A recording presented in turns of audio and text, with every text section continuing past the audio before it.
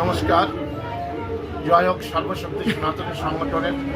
আমি দীনেশ বৈরাগী, সর্বশক্তি সনাতনী সংগঠনের প্রেসিডেন্ট। সর্বশক্তি সনাতনীর পক্ষ থেকে আজ সেনডাঙ্গা বাজারে বিরাট এক জনসভা এবং মিছিলের আয়োজন করা হয়েছে।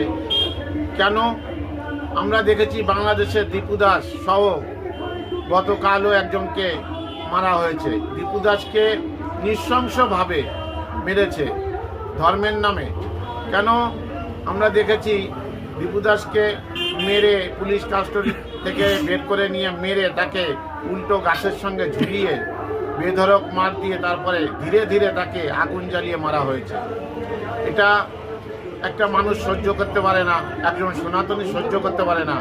তার এই প্রতিবাদে আমরা আজ জড়ো হয়েছি এবং আপনাদের চ্যানেলের মাধ্যমে ভারতবর্ষ তথা পৃথিবীর যত সনাতনী ভাই বন্ধু আছে এবং যত সংগঠন আছে সবাইকে আমি বলি, আপনারা এক হন, হাতে হাত কাঁধে কাঁধ মিলিয়ে একসঙ্গে চলার চেষ্টা করুন, না হলে আমাদের কিন্তু সময়। কি বার্তা দেবেন আজকের দিনে?